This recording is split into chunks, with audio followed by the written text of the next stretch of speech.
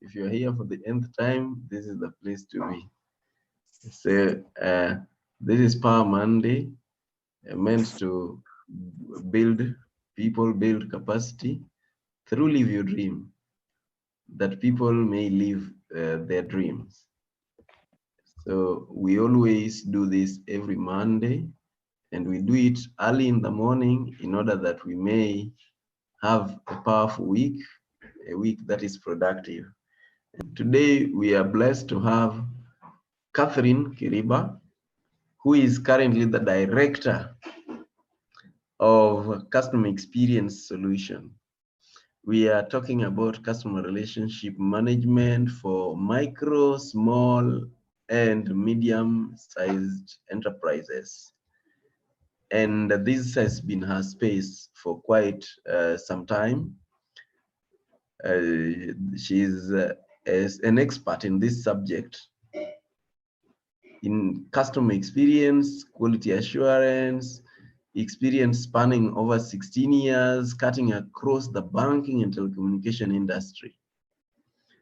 She's got experience in leading customer experience teams, setting up customer experience frameworks, designing customer experience policies and procedures, customer journey mapping, setting up startup customer experience departments while ensuring compliance to set processes and procedures.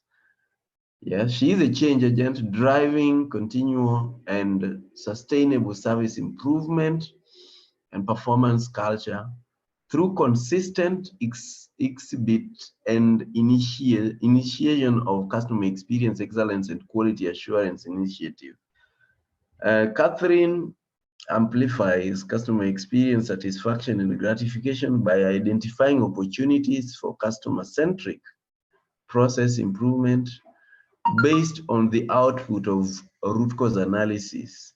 Yes, voice of customer and reduction of customer pain point. Improving customer loyalty through training and coaching of staff, thus reducing onboarding turnaround time.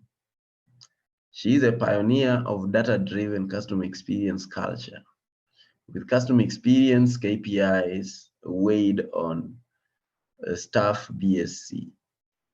This results in an increase of customer satisfaction and thus business growth.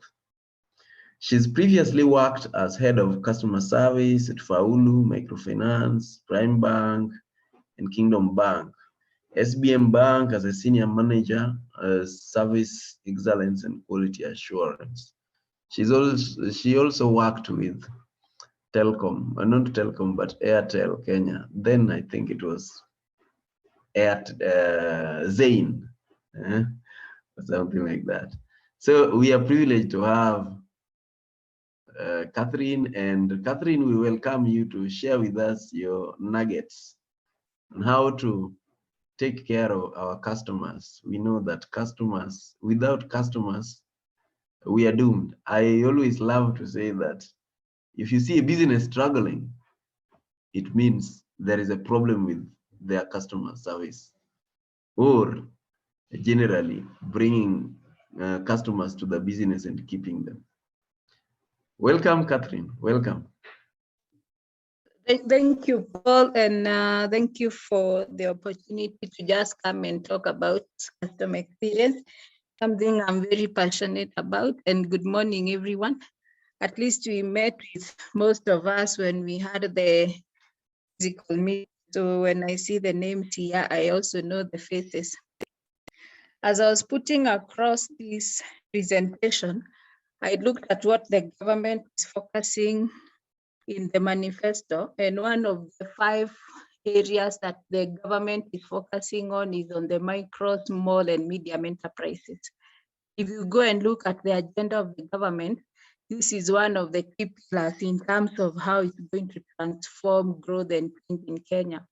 Then I knew this is exactly where I wanted to focus on, because I know all of us are either running our small companies, we have M-Pesa, we have salons, and this is a sector that is very, very key And if we know how to manage our customers in this sector, we'll be able to see growth, and we'd also be able to support in driving the economy of the country. So as I was thinking about this, I saw something on the net, which I think is very important. You know, sometimes you never know the power that you hold until somebody tells you that you are very powerful and you want now to say, what can I do with it? So what you can see there, and I'll share this presentation with Paul, he'll be able to share with us after the session, is just a map of Africa. And this is the data as for this year. And this is just wealth in Africa. And you need to know that the sector, even driving wealth, is the same sector that we are talking about. So the question here is, where is wealth most concentrated within Africa? And as per the data, it's saying that currently Africa, there is a worth of $2.1 trillion, according to the Africa Wealth Report 2022.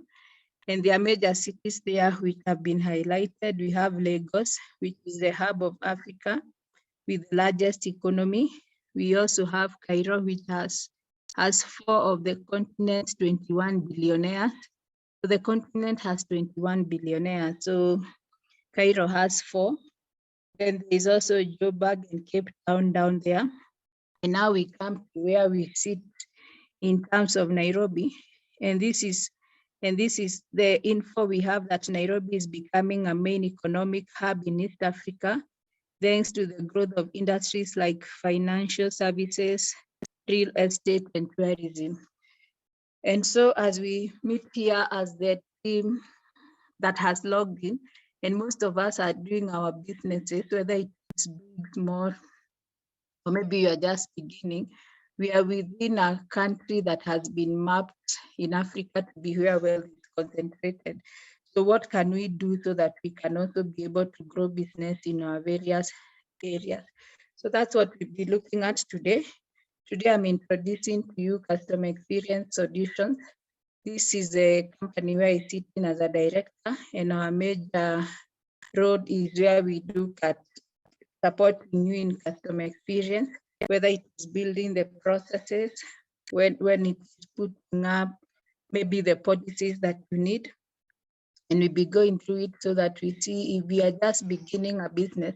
And I'll just be using small examples so that we can be able to relate. Maybe you have your M-Pesa. How do you make sure that the lady or maybe the gentleman that you have employed is serving your customers well? If you have a kinyozi, if you have a barber. So this is where we come in and we now start to understand the processes that we have. We are able to help you build the processes. We are also able to help you build the policy, even for bigger companies. Then where you are able to automate, we are also able to support with automation because we have partners that we work with who are in the technology space. We are also able to see what the regulation requires. You know, in any space that you're operating in, you'll find that every sector has regulations in terms of how you are supporting customers. So my beginning today is just for us to understand what is customer experience. And I'll make sure the presentation does not take too much time so that we can have a QA session where we now look at practical issues around how you'll be able to drive your customer experience. And this is the sum total of what an organization does to anticipate, meet, and exceed the customer expectations. So you must now be knowing that if I have a salon, what do I expect from the customer? So you have anticipated the need of the customer. So after you have done that, you also need to meet those needs. And not only will you meet, you are also able to exceed the expectations. And one of the areas that today we are able to automate the experience of the customer. So you are able to know, have you met the expectation of the customer? If you are able to automate that, okay, but if we are not, we can also be able to get the same data, but to pick it manually, where you are able to see are the customers happy with the service that you have given them. You can also have the customer feedback forms or maybe books in your business, your customer just writes for you in terms of how do they think that you supported them. Then if you are able to maybe have a system, you'll get a system where you are able to automate the needs of the customer. I know you have gone to some of these places, like maybe you just get into Java and you're taking your cup of coffee, or you walk to a bank, and after a transaction, you get an SMS asking you if you'd be able to recommend the services of that company. And then it will give you a scale. So depending on how you like the service, you can either recommend or not. So what that company does with that data is go back and analyze, why is this customer not happy with us? Then also, if you're happy, why are you happy? Then using the same data now, the company makes a decision in terms of what processes should be improved, or maybe where is the service not going on well, so that we can be able to improve it. And I want us to highlight that we have two types of customers. We have the internal and the external customers. And sometimes companies focus so much on customers, you forget employees. And that's why I have highlighted that on employee engagement. You need to make your customers happy so that your staff happy so that they can be able to serve your customers. So when you're looking at the rating that you have, you must also be looking at your employee engagement. Are your staff happy? Because you can put so much effort in the customer processes, in the customer automation, everything, but you have forgotten your key customer, who is your internal customer. So my advice is always focus on the employee, because you see, if they are happy, they are willing to come up to work. Even when they're working from home, they have logged in and they're giving their best. And when employees feel appreciated, they are able to give this back to the customers. So the question I know maybe some of us are asking is, are we able to get the feedback from the employees? Are we able to get the feedback from customers? And the answer is yes. If you are thinking of employee satisfaction, you can either get the feedback manually or maybe just automate. And in terms of manually, you can have like maybe a suggestion box where they can be able to give you feedback. And you also want to make it very anonymous. Also on your internal communication and engagement, every once in a while, give them time to give you feedback, whether it is in morning meetings, monthly meetings, so that you are not able to get what is the vibe, what is the feeling within employees. Then even when you are working out on your strategy and maybe you are seeing maybe how you want the company to perform, always get their input, because the moment they give you their input, they become part and parcel of going to drive that strategy. Then we are also able to get the customer engagement. And today, due to the advancement in technology, there are very many ways that you can get the customer satisfaction, so that are you doing what the customer expects? Are you able to achieve or maybe hit that expectation from the customer? And what you also need to do is, in the industry that you are in, look at where your competitor is, so that even when you're trying to get the satisfaction of your customers and also employees, you have benchmarked. And today there is a lot of competition in the industry. And when you're looking at your customer service, you're not just focusing on your business, you're also thinking of online services. Today, if you needed to get a taxi, you don't need the number of a taxi driver. You just need an app on your phone and you request for a taxi and you go to where you want. So this is the same aspect that you should push in your company, that I think, what is this experience that the customer gets? If they walk to a banking hall, what experience are they getting? If they call the telecommunication, maybe what experience are they getting? So that even in the M-Pesa, the kinyozi that you have put, you are trying to match the experience that the customer gets from elsewhere, so that every time they are able to recommend you. And then you are saying, once you know what the customer wants, you need to meet their need, whether it's functional or maybe emotional. And these are in aspects of knowing what the customer wants when they come to your premises. So so that once you have been able to consistently, and the word is consistently, meet the needs, this is where you have loyal customers and they become your ambassadors in terms of where you want to take your brand. Then here we have just listed a few benefits of loyal customers, and I'll not go through all of them, but maybe on the last point, number 5, is that loyal customers have a high lifetime value, and definitely the revenue goes up.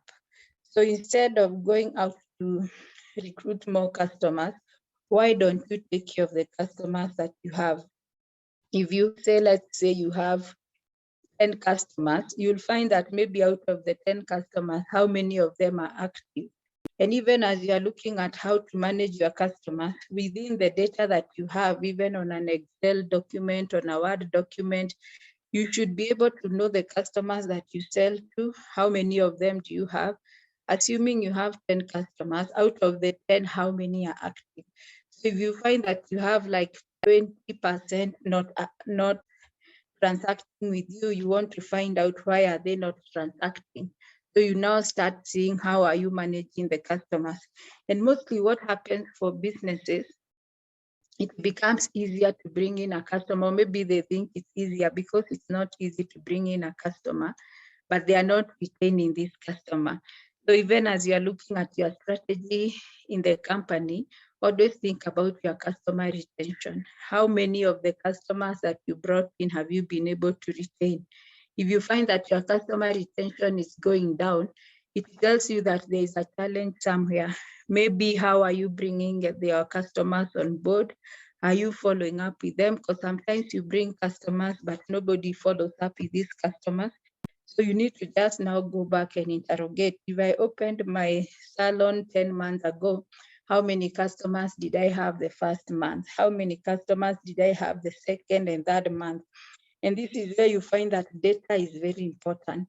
And you need to have this data mapped so that you can say month on month, how many of these customers are you retaining? And then if you're not retaining all of them, what is happening? Are they going to the competition, or maybe what is happening? So, and so this one says, why are these customers moving? If I brought you and now I'm doing business with you, why are you moving? And if you can see what you have on the screen, it's quite simple things that we can be able to change. And 68% of the customers that we are going to lose is because of poor service. If we can take care of that 68%, we can be able to grow our business or maybe retain our business. Because you're finding that the huge number of customers who move is due to lack of personal contact. So we are saying you have started the salon and you have 10 customers. By the end of 6 or maybe 8 months, how many customers do you have? Are you talking to these customers? Are you reaching out to these customers? So you'll also find also what is happening are broken promises. When we are onboarding our customers, most of us give so many promises. Some of them can be achieved, others cannot be achieved. So let us be realistic. You know, it's easier to tell the customer that once you join or maybe once you come in, I'll be able to do ABC. And sometimes we know we cannot do it, or maybe sometimes we can do it, but we do not follow up. Then there is also an area that we fail to handle complaints. And as people running our companies, you need to have a complaint management process. It does not need to be very complicated, but we just need to know if a customer complains, what happens, what is the process, so that if I bought an item from you and I'm not happy with what has happened, if I return it, are you able to advise me how long I expect this to be before you are able to resolve that complaint? And you see what a customer wants, and we are all customers in our own ways, where we buy services and we buy products. You just need the assurance that somebody is looking at the issue that you have raised. So if there is a defect and something is not working, maybe I would expect to have the turnaround time. When do I expect to be up? So you need to have this data so that even when the customer walks in, you say, it's true, I can see this item, maybe it's not working. Give us this number of days. It can be weeks, it can be Yes, that we'll be able to look at it and get back to you. So once you have been able to manage your complaints and have a good documented process, you are able to take care of the customer. The other reason why customers move is failure to listen to the internal and the external customers. And if you remember, we say that we have two types of customers. We have the internal customer and we have the external. So if we are not listening to employees, it's also a reason why the customers will move. And the reason they will move is that you'll find that the employee might have an attitude issue. They might not even be pushing and selling the products that you expect because they don't feel appreciated. So you need to start listening to the employees. You need to start listening to your customers. And this is what we call the voice of the customer. What is the customer saying? Remember when you began your business, you began the business to sell a product or maybe a solution to a customer. So you now need to listen to them and find out, am I meeting your need? Am I giving you a solution? And every time a customer comes in to buy a solution, so you need to listen if this is working or not, so that if it's not working, you know what to fix. If it is working, you know how to make it better. Because you see the customer's needs and demands, they keep changing by the day. Then on that same aspect, I've been able to highlight what we can do so that we can now make sure that these customers do not move. So as I've mentioned, I've said know your customers and keep in touch. So the moment you have a business, make sure you have documented somewhere. It might be on an Excel document, it might be on a system, the customers that you have, and keep in touch. If you have a big business and maybe you don't have all that data, the time a customer makes another purchase, make sure that you are picking the relevant data, and also make sure you have a system and a process. After how long do you talk to your customer? You can talk to them 1 week after you have brought them on board. You can talk to them 1 month, but don't take too long before you talk to your customer. So just have something built consistently that says the moment I have new customers, and just going to our example of the salon, I've opened the salon and maybe it's 8 months down the line, I need to start reaching out to the customers and thanking them for doing business with them. Then you also listen to your customer, which is very key. And here, customers, we are looking at both our customer, external customer, and also the staff. Then you also have to keep our promise. So you need to know which promise are you giving the customer. So you need to be very realistic on the promises that you keep, and then you also confirm satisfaction. Then also you need to offer solutions to these customers so that the customer knows, if I walk into your business, I'll be able to be sorted out, and I'll be coming out with a solution at the end of the day. So the next thing that comes to mind is, what are the requirements of the customers in this space? And since most of us, we are running our own businesses, I'm sure you'll be able to even chat and just have the questions that you have. But from a global point, I thought that one of the requirements is consumer protection. Are you protecting your customers? You need to know that when you're doing business, customer has a right. So you need to make sure that you are protecting your customers. There is also something that I thought was key that I highlight is in terms of data protection. There's an act which came in 2019. And what this Data Protection Act of Kenya does is just make sure that you're not picking the data of the customer without them being aware that you're picking their data. And I just saw a report that indicated that most of the businesses are not complying to this. So what does this mean? It means that if I'm going to pick maybe the name of the customer, their phone number, their date of birth, they must be aware that I'm picking this data. I know that you have seen sometimes when you log in, even in a website, or maybe you are signing up for a process, maybe in a bank or some of these other places, it asks you for you to accept the terms and conditions. So in most cases, it's just letting you know that we are picking this data and the reason why we are picking the data. So even as you are saying that you're managing your customers, you are talking to them, you know who your customer is, also make sure that you're in compliance with this requirement. So if you are picking the data, let the customer be quite aware in terms of why you are picking the data.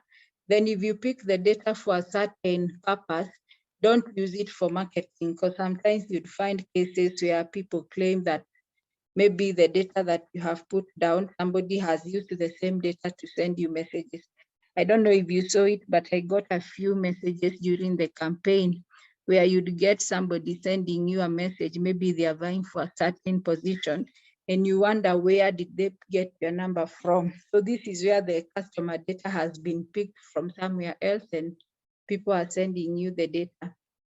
Another requirement is where you need to know your customers. And here is on the onboarding process. How do you bring your customers on board in terms of maybe they are signing up for a new product, or maybe they are just coming into your company? So, and just going to our example of maybe where you have a salon, the onboarding process will begin from maybe the book that you have. How many people have come in? So make sure you have picked the info. Then after somebody on board, this is just the first point where they are interacting with your brand. What do you do on this process? Do you send them an SMS to welcome them? Do you have your team call them just to welcome them? So you need to make sure that you have a good process when you have new customers coming on board. Then we also have the after sales process. Don't just set a product and move on. So here what you do is that maybe after the customer has come in, you also decide after how long am I going to do an after sales. You can either do a code, you can do an email, you can do an SMS. You can also go and visit this customer because you see you are building a relationship. And so the after sales process, what does it entail? Am I going to sell another product to a customer?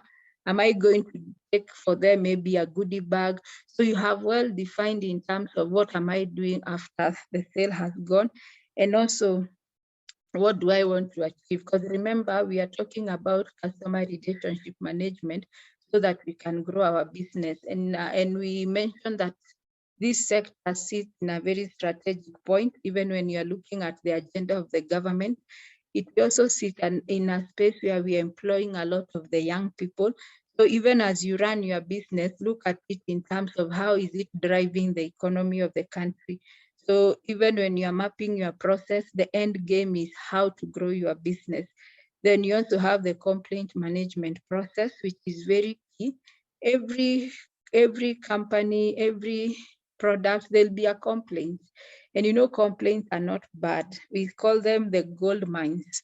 A complaint is a gold mine because depending on how you manage that complaint, it can build you a customer who becomes your ambassador. So when a customer complains, don't always look at them from a negative point, because some of the customers who don't complain, they move on and they go to the competition. But the customer who complains gives you an opportunity to address the issue. So you have to look at it. Is it a process that is not working? Are your people not doing what they are meant to do? Is technology failing you? So now you have a process that says, if a customer complains about A, this is what I'm going to do. This is how I'm going to communicate to the customer. And you also let them know within that duration when they are complaining, what we are doing and how long it will take. You see, when a customer knows that somebody is listening to them, somebody is following up on their issue, they start, the complaint will definitely, they calm down and they'll be able to wait and see what needs to be done. I've also put in a need for return of good process, or maybe taking care of defects. Even as you run your business, sometimes you'll find that there are defects. What do you do? Does a customer know how to return the goods? Or maybe their services, you know, when you have offered a service, maybe you came to the salon and the customer feels that maybe how the service was provided was not okay. What do you have that now takes care of that defect? So these are the things, even as you run your business, you need to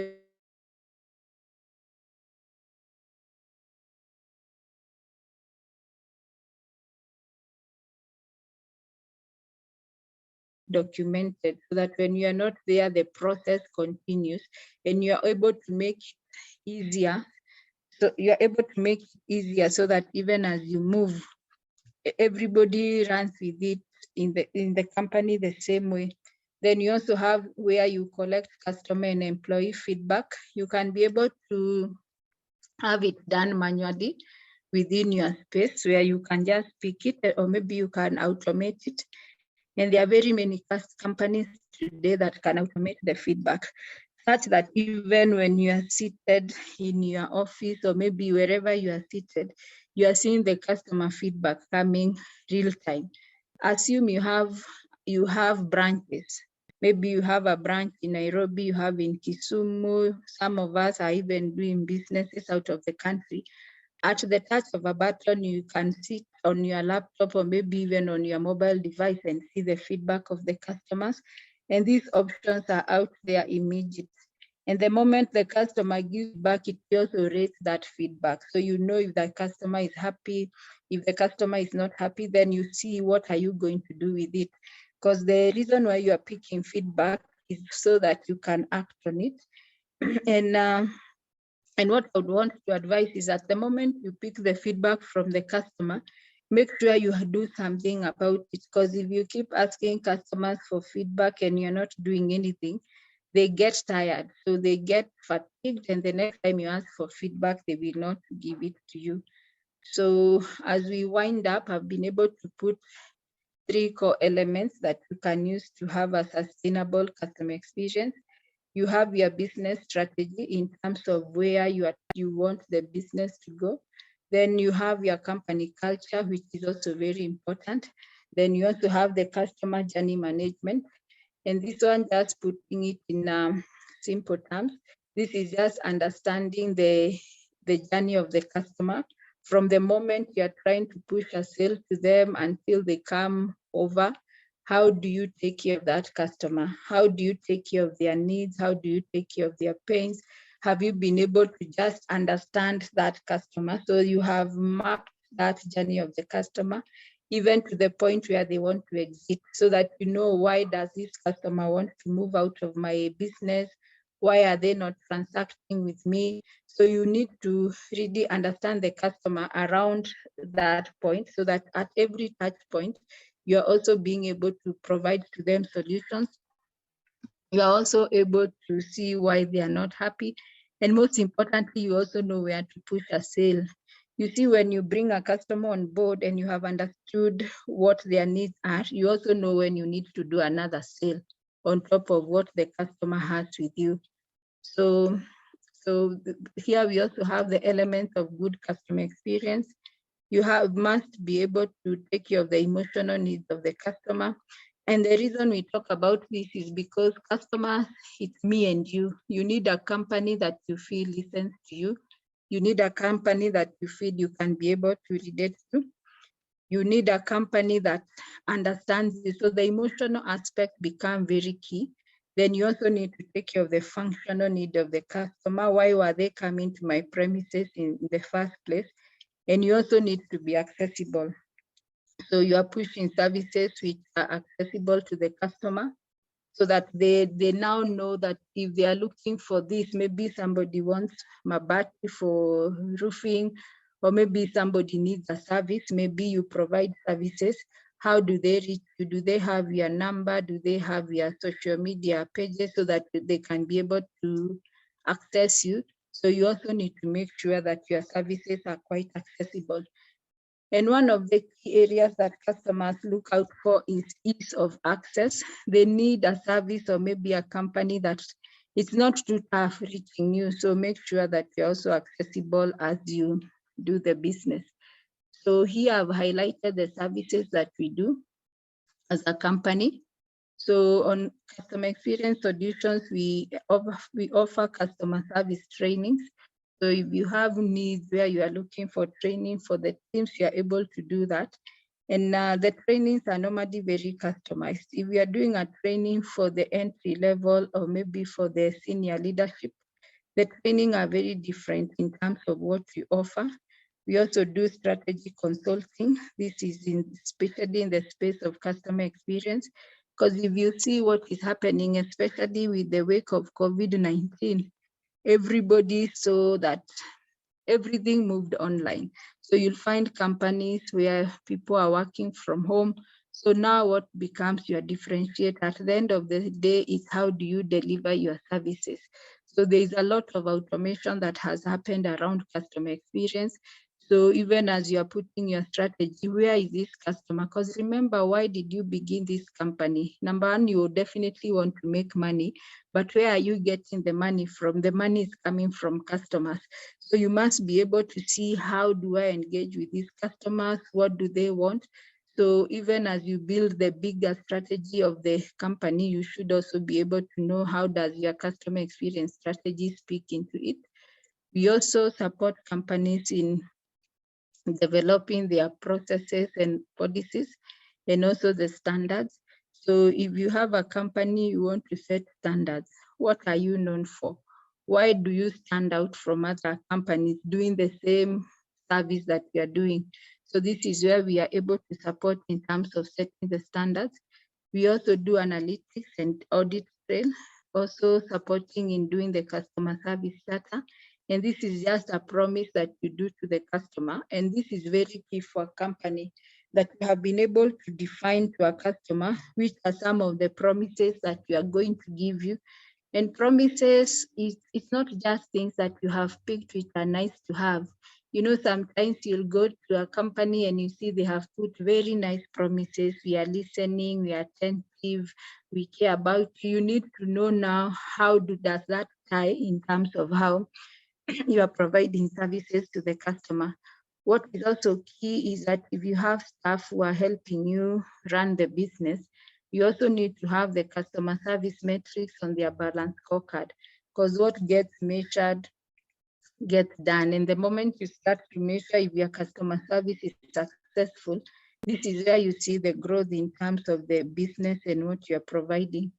We have partnered with a company called Affins in terms of automation. So this one I'll just pass through it, but just to give you an insight, where the digital sales, you can be able to see how do you boost the conversions that you have. Then we also do the digital onboarding. This is where you can be able to reach out to the customer, and there's a lot of AI. AI is on artificial intelligence. You can also have the know your customer done online. So this is where you have the customer journeys and the channels where they have been moved online. So there's also the digital customer experience.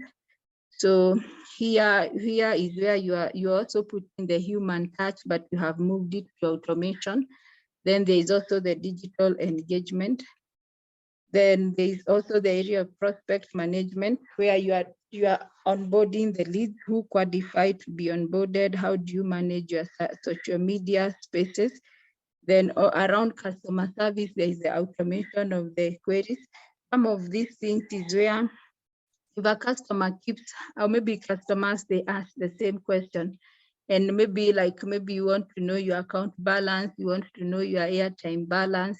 So some of these things are able to be automated, so that if you are having a company that has a lot of work, so you are reducing the need of many staff, so you're having the human agent handoff. So this is the aspect where you automate. And also around the cross-sell and the upsell, and this is just around retention. Where are you able to build a lot of your customer retention? So you don't want to bring on board customers and then you have most of them moving out. So these are the services that we are able to provide. And with that, I see that we are about time. So I've really moved on it very fast. I'll put it back to Peter Paul, then we can now have the engagement in terms of any questions that we have, then I'll be able to pick the questions. Back to you, Paul. Thank you very much. Maybe you can stop the sharing so that we can see people better. Now, okay. Thank you for that sharing.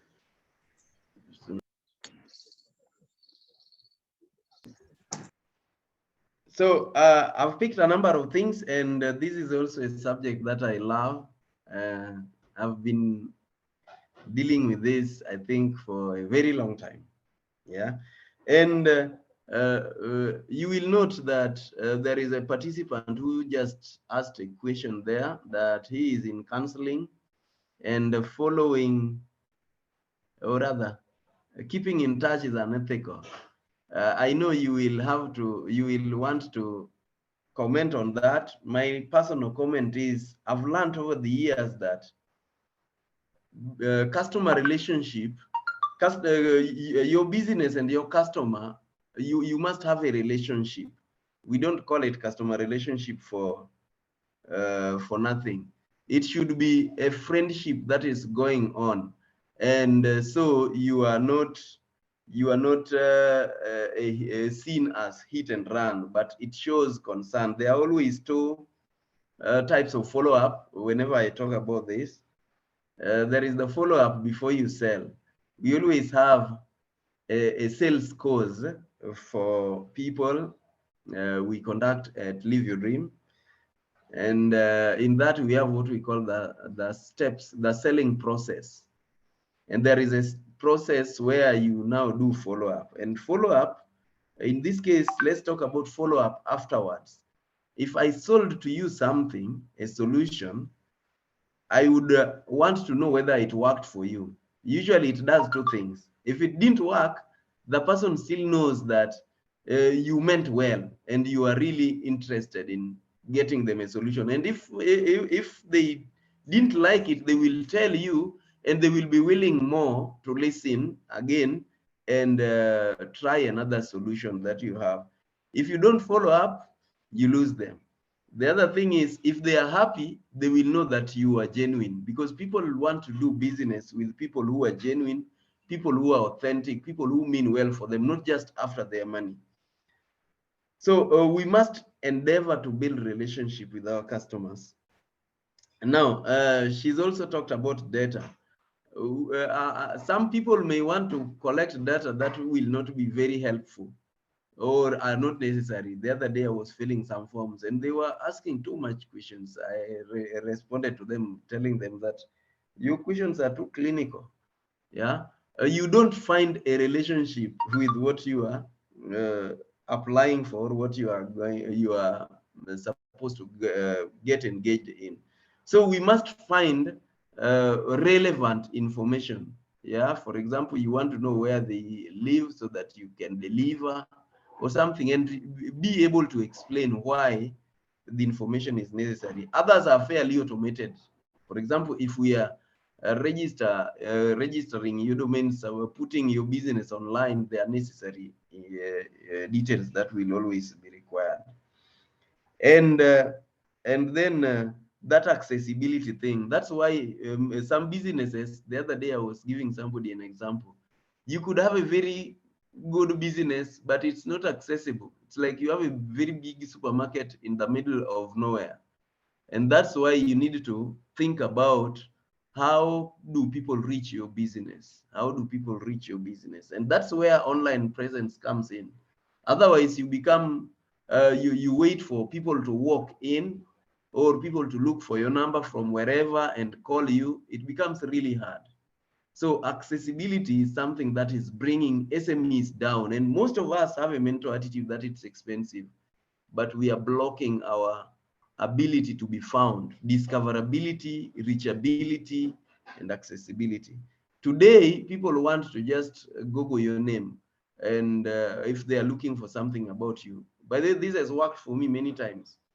Even for the interviews that I've had on TV, some of the people just Google and find my name and call me. Others, they lost your number. They reached you, you served them at some point, but they lost your contacts and they would like to come again. And they Google and find you. So accessibility is a very key thing that we must emphasize. Otherwise, thank you very much, Catherine, and for being part of us here. Let's get your comment on that question to do with somebody in counseling, finding follow-up to be unethical. Maybe he can explain a bit. I don't know. I don't personally understand how it becomes unethical. Yeah. Muteti. Yes, Paul. Yeah, you can explain a bit how it becomes unethical. Then maybe we will be able to have a better understanding. Catherine will respond. All right, Catherine, thank you very much for the presentation. I think I've learned so much. I'm in counseling, and therefore marketing is okay for counseling. Being able to be visible out there. And I really want to get into telecounseling. But the question of follow-up, because counseling is a little bit different. The issue of follow-up, once you finish with a client, she can tell you that it's not ethical for you to go asking her how you're doing, what's happening. And I think that's where I don't know exactly how to go about it because of some special confidentiality issues with counseling. So that is Paul, where I wanted to Can I comment. add something to that? Yeah, I'm also a mental health professional and I'm in counseling. And there's also the professional ethics. So it is also what Peter is saying, that once you've terminated sessions with the client, you're not supposed to call them. And also, if somebody has told me that a friend of theirs needs therapy, I'm not the one to call them. They're the ones to look for me. So we can follow up. For example, if a client had a session, had scheduled a session with you and he or she doesn't come, you can call them up to find out why they didn't come. But for example, if you meet a client in a supermarket or anything like that, or at a function which is outside your premises, you're never supposed to discuss the counseling issue. You cannot ask them anything about how are things going now. Maybe superficially, yes, but you can't now enter into another session in a place that is not designated for that purpose. And also for relationships, for example, if you find that you're supposed to have a lot of self-awareness and you realize there's something called transference and counter-transference. So the minute you find that you're possibly the client is attracted to you or you are attracted to the client of opposite sex, you're supposed to immediately stop the sessions and then refer them to someone else. And then the only time you can ever have a relationship that is non-counseling is 2 years after the last session. They cannot even invite you for a graduation of their daughter or their son or for a party or anything. This is to protect the counseling relationship, because as you know, there are so many malpractices that happen in people who are not trained in self-awareness and ethics around the counseling profession. Even if it's not an opposite sex attraction, our relationship is supposed to be purely counseling. Even if I was looking for a car and you have the exact type of model of a car that I want, the pricing and everything, our relationship, I cannot buy the car from you. And if I do buy the car from you, we have to terminate our relationship to maintain the purity of our relationship. Yeah, so those are just some of the ethics around counseling. And customer care is very important, and we can follow up. For example, especially if somebody was suicidal, you need to keep in touch with such a person. But once you terminate or you refer to someone else for whatever reasons, then that is how we maintain the ethics of the profession, and then people will respect the profession. People who overstep these boundaries, they're the ones who are causing a disservice to the profession. Thanks for letting me share. Thanks, Ada, for the input.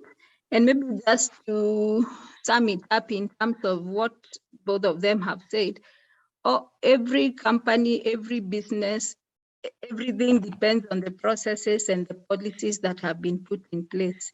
And so when it comes to maybe this is a professional process or maybe guide in terms of what is expected, then you build your customer experience around it.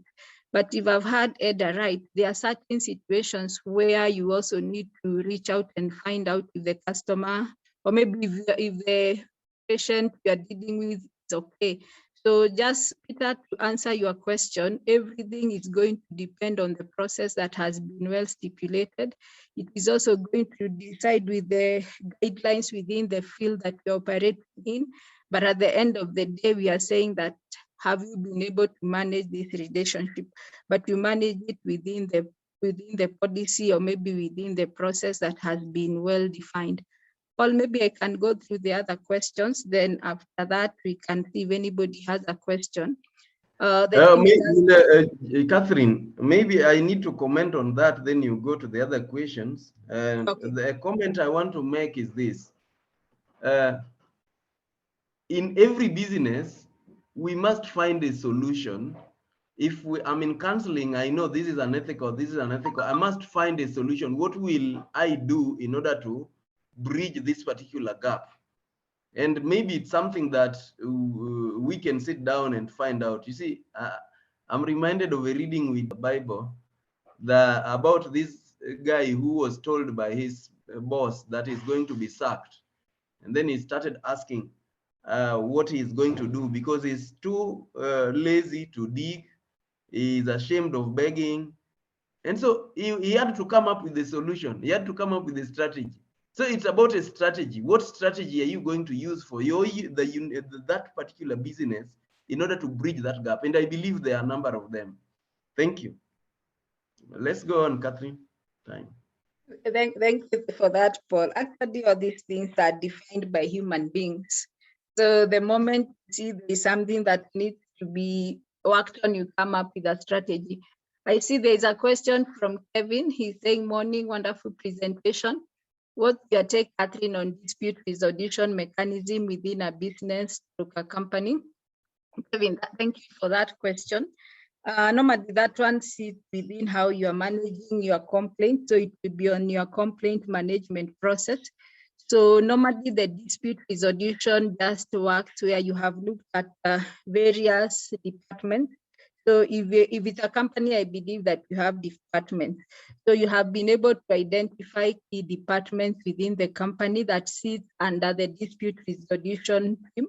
So maybe you have every company, the operations team has to be there, because you'll find that where most customers are complaining about maybe it's a breakdown of a process. Then you also have your customer service team. If it's a big company and it has a legal department, then you have your legal team in there. So normally how the dispute resolution mechanism works, you have been able to look at the company and you have been able to see the key departments. Then you have also defined a process. By the time an issue or maybe a complaint is coming to the dispute resolution mechanism, it means the first point of handling that complaint has failed. So if it has failed at the first point, where does it move? So you have your stages well set out, such that when it comes to the dispute resolution mechanism, how do you set it up? You first need to have a committee which is well set up. It also has to have somebody senior who can be able to make a decision. Then you also need to know how now do you reach out to the customer after you have come to the dispute and you have discussed and agreed on it. And in some instances, even as you put your dispute resolution mechanism on, you might find the customer is still not satisfied. How do you take care of it? Because these are in instances where the customer seeks legal advice. So you need to know how you take care of both processes and also how you can be able to just get back to the customer and let them know that you have reached out to them. Kevin, I don't know if you can unmute and tell me if that has answered you, or maybe do you need more input on the same? That has answered my question. Thank you, Catherine. Okay, sir. Thank you. Okay, I don't know which sector you are in, but most of the sectors are very regulated in terms of how you deal with it. But you can also I'll put my number there in case you need more insight on how to put up the process and also set it up. I'll be able to assist you with that. The next question is Daniel. Thanks for a great presentation, Catherine. Big question is, what makes a company like Mercedes to excel over a century in contrast to our local farms like Uchumi, Nakumat, etc. to fade and collapse? And Todd and anybody else can chip in so that we can have an engagement. Daniel, from where I sit and here, people can chip in.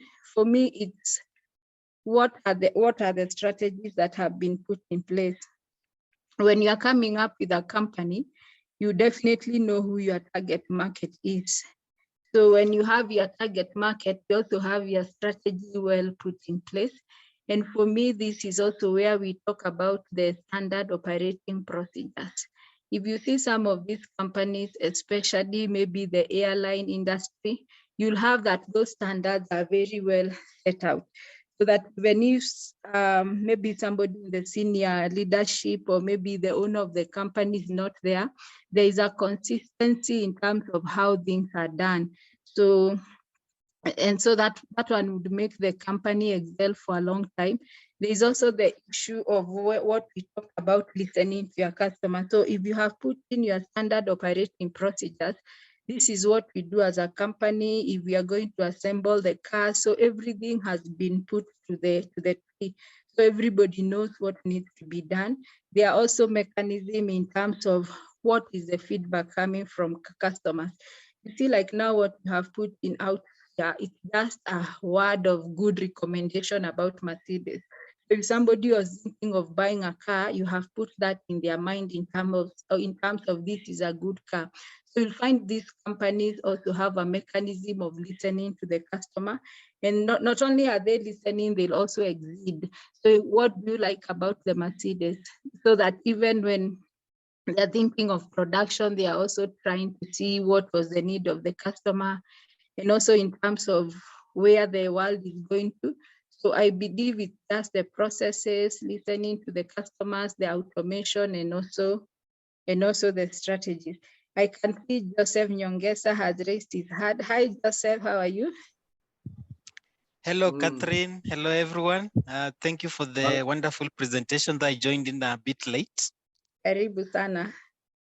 Yes, I don't know if you would allow me to chip me at this stage, to chip in and give my comments.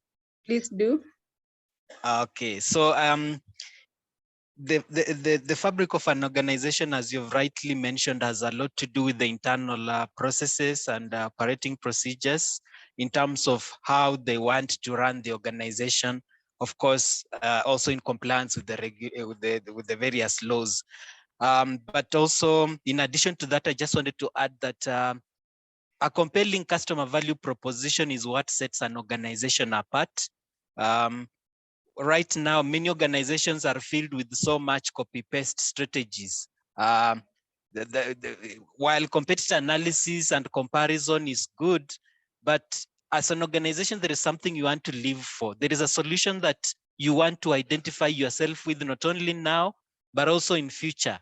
So there is something that you want to make distinct. Of course, you are an organization that is offering products that could also be offered by other organizations or businesses, but you want to develop a value proposition that you want to be known for.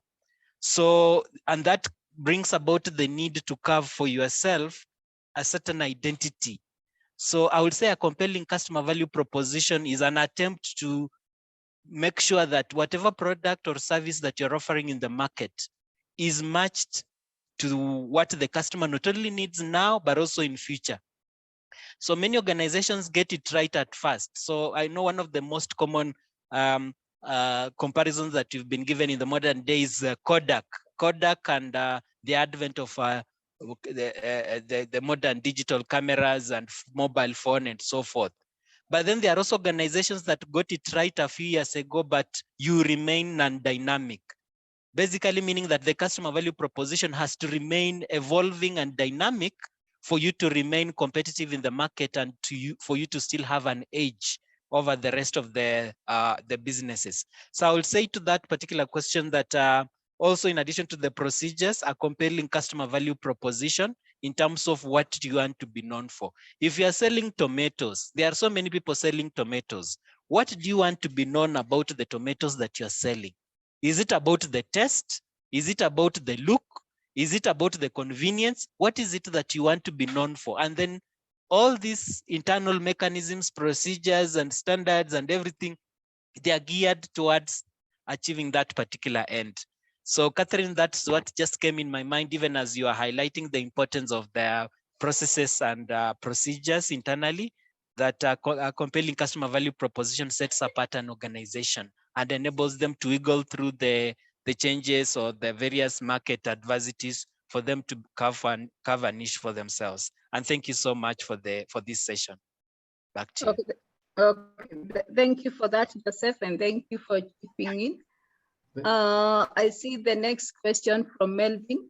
What are the costs of a micro business like a kinyozi outsourcing CRM to your company? And maybe, thank you for that question, Melvin. I'll be able to take your contact and we'll be able to just have a discussion on it. And CRM for everybody on the session, this is a customer relationship management system.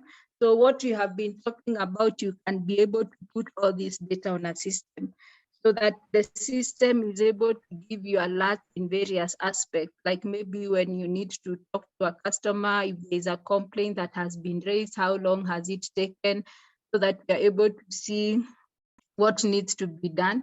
So it's a system that is able to take all the customer data. You can also be able to have like maybe your feedback on the system. Like the example that I gave, once you go to have coffee at Java and they send you an SMS, would you be able to recommend a customer to Java and you say yes or no, and the reason, and they would want more details in terms of why would you not recommend the customer?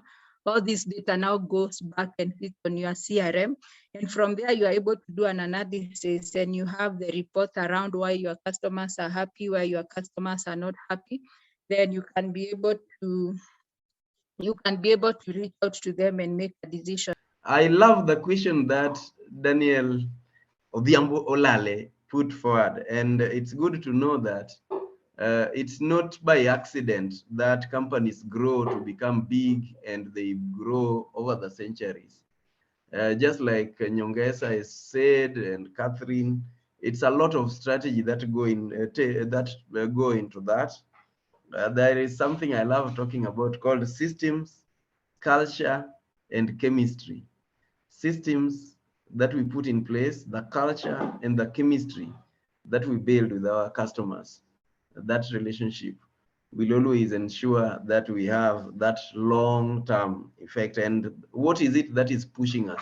Our love for service. The value proposition as has been put. What is making Mercedes different from the others? Why is it that somebody will still, despite that, go for another like Toyota? What is their value proposition? What is the value proposition for the Subaru? Yes, so the Ambolale is a Subaru person. What is it that makes him go for that and not the other? So I think we've had a very beautiful discussion, and this is a continuation. We will always have more time along the way to keep sharing and engaging and empowering people to live their dreams.